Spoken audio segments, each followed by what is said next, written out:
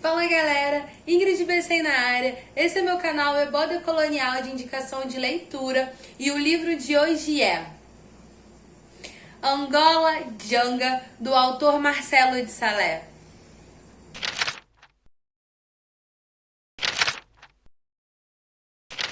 Então vamos lá, pessoal. Angola Janga, de Marcelo de Salé.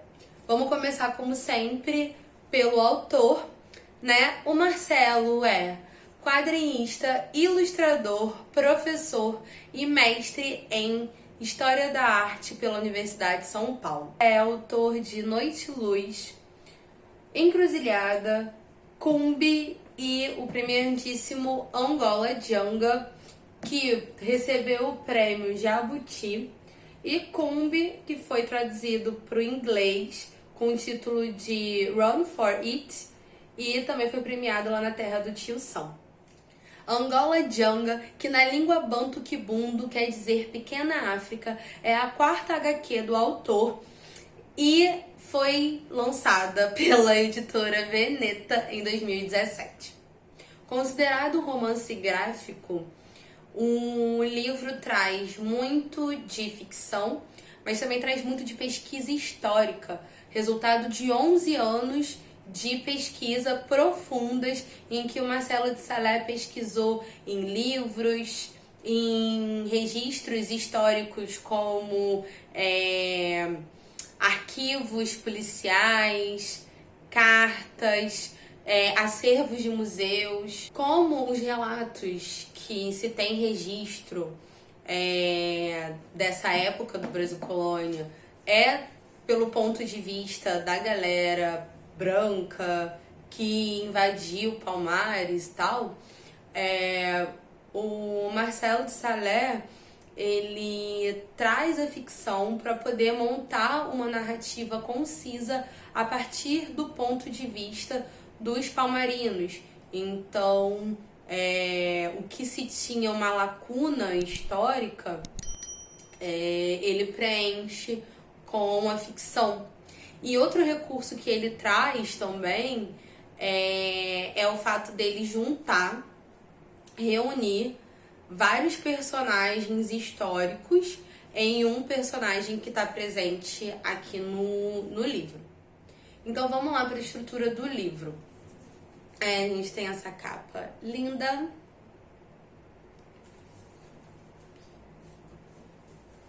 Depois a gente abre aqui com informações, né? A gente vê a foto dos personagens principais e a gente tem os nomes deles também, pra gente já ir conhecendo.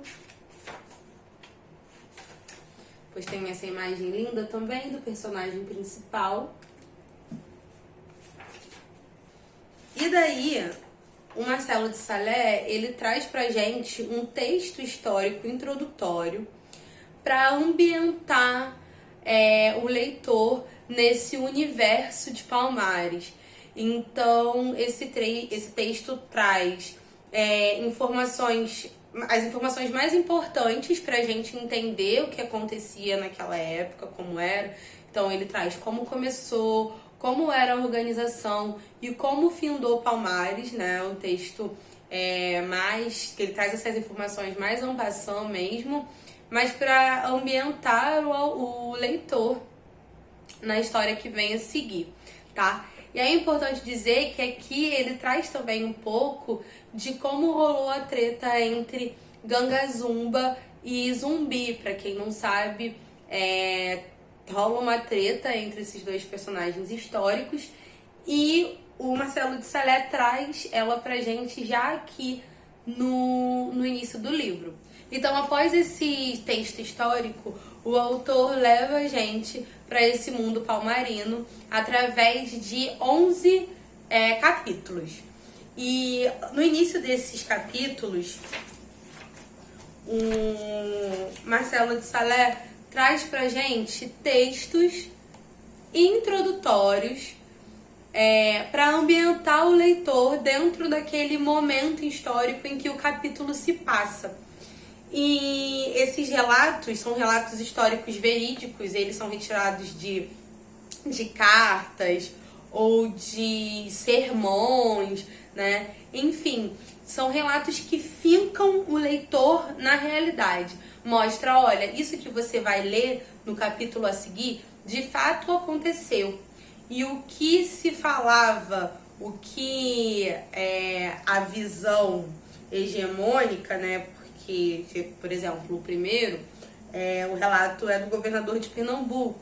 Então, assim, os relatos que a gente tem são sempre do ponto de vista do europeu. E ele traz aqui o que o europeu pensava daqueles palmarinos no começo. Então, assim, choca um pouco, né? É pra chocar mesmo e mostrar, olha, o que essa galera tava passando não era fácil. Sente esse relato aqui, ó, sobre essa época que você vai ler a história agora. E daí é importante a gente falar sobre o personagem principal, que é o Antônio Soares. Ele foi um dos homens que estava presente no momento da morte de Zumbi. E nas suas pesquisas e tal, o Marcelo de Salé descobre esse personagem e daí ele pensa, nossa, eu preciso trazer esse personagem histórico de volta à luz, porque, pra variar, ele é extremamente invisibilizado aí da história oficial. E então é importante se dizer isso, o personagem principal não é Zumbi dos Palmares, é Antônio Soares. E vou mostrar a foto dele aqui pra vocês, é aquela foto lá do início que eu mostrei. Então, Antônio Soares com vocês. E é isso. Outra coisa bacana que o Marcelo descobriu nas suas pesquisas foram os símbolos que eles chamam de símbolos africanos. Eu até acreditei que se tratasse das adinkras, mas depois eu fui pesquisar e vi que as adinkras, elas são símbolos do Ghana. E aqui no livro, o Marcelo de Salé, ele traz a cultura, ele dá um destaque para a cultura banto. Então, esse é um dos motivos pelo qual eu sou tão fascinada por esse livro, porque aqui no Brasil é muito mais difundido, né, com relação à cultura afro-brasileira, é muito mais difundido a cultura iorubá. Sobre a cultura banto e jeje a gente sabe muito pouco, e esse livro ele traz muito pra gente dessa cultura banto. Então, esses símbolos não são adinkras, né? O pessoal chama aí, o Marcelo de Salé e tal, ele chama de símbolos africanos mesmo, mas esses símbolos, tem um aqui e tem outro aqui. Eles aparecem ao longo da história. Então, assim, esses símbolos não são importantes, eles não estão ali só para ilustrar. Eles têm um significado dentro da história. E, assim, ele também traz, o autor, também traz uma história sobre esses símbolos. Ele nos conta que eles serviam em África para que os mais velhos ensinassem modos de vida, caminhos, enfim, transmitissem conhecimentos para os mais novos. Então, os mais velhos desenhavam esses símbolos no chão, primeiro com os pontos e depois traçando, ligando esses pontos, e a partir daí transmitia ensinamentos. E o Marcelo quis trazer isso para a história, então ele traz a importância, ele finca uma importância muito forte na imagem. Então, a partir de imagens maravilhosas, desenhos incríveis, o Marcelo de Salé traz a narrativa. Tem muito pouco escrito no livro, tá? São 430 páginas. Não se assustem, dá pra ler super tranquilamente, porque são 430 páginas de imagens super bacanas pra gente olhar com calma, e vendo os detalhes e tudo mais, se acostumando com as feições de cada personagem. E escrito mesmo, nós temos esses relatos que vêm no começo de cada capítulo e as falas dos personagens. A narrativa mesmo, ela é somente através das imagens. Até mesmo as viagens psicológicas dos personagens, tem até um momento que a personagem ela vem pro futuro, até mesmo esse lance psicológico ele é transmitido a partir das imagens mesmo. Ao final do livro, o autor nos traz um glossário. Nesse glossário, ele traz o nome dessas imagens. Essa aqui, por exemplo, se chama Sona ou Zona, infelizmente não sei pronunciar corretamente. E, enfim, explica o termo Angola Janga, traz Cafundó, Banto, Arraial, explica o nome dos personagens, enfim, é uma parte muito importante para a gente conseguir entender. Talvez até seja melhor ler o glossário antes de ler a história, para conseguir entender melhor e absorver mais do aprendizado que o Marcelo de Salé traz pra gente. São 430 páginas de muito aprendizado sobre a cultura banto e sobre Palmares. Então, após, nós nos deparamos com um texto chamado Picadas e Sonhos, em que o autor traz pra gente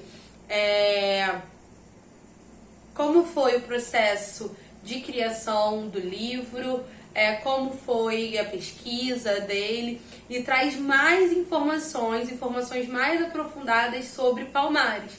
E é importante dizer que nesse texto, o Marcelo de Salé ressalta pra gente o fato de que essa não é a história de Palmares.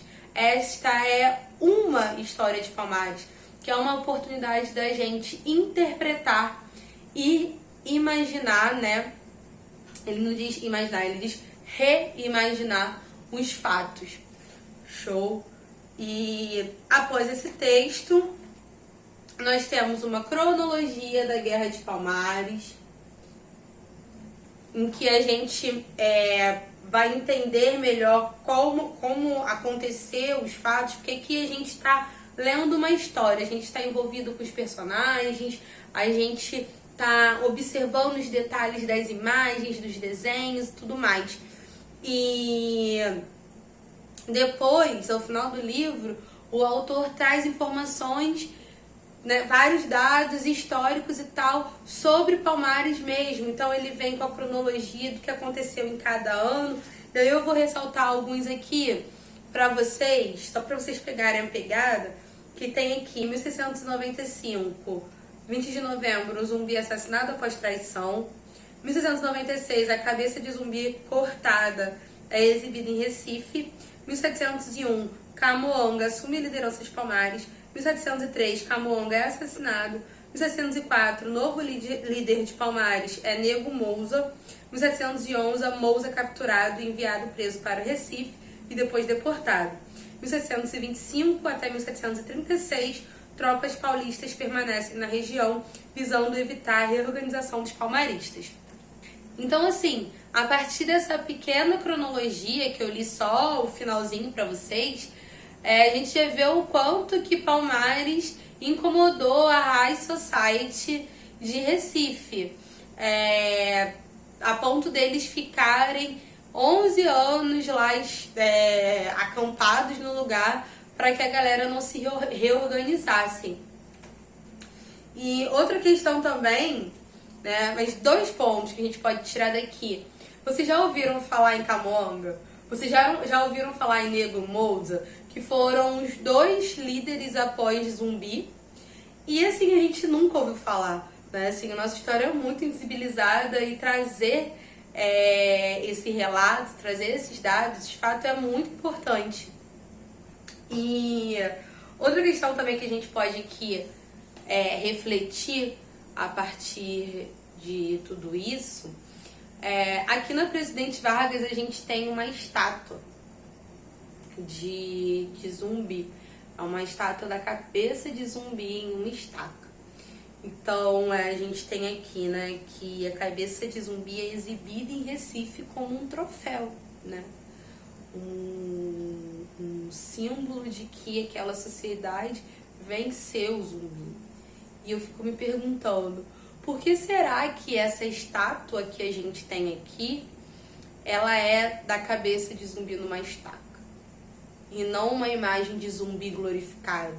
Duque de Caxias, por exemplo, tá ali, a pouquíssimos quilômetros, num cavalo, exaltadíssimo.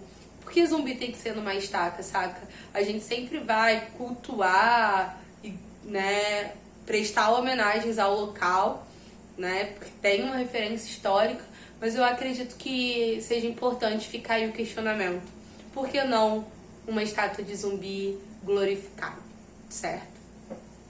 Vamos seguir aqui. Após, ele traz uma súmula, né, um resumão sobre as guerras, ele divide em fases, quantas expedições, quantos ataques teve em cada fase.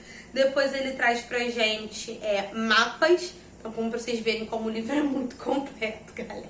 Ah, meu Deus. Então, vamos lá. Ele traz pra gente mapas. Então, tem da Capitania de Pernambuco e Palmares.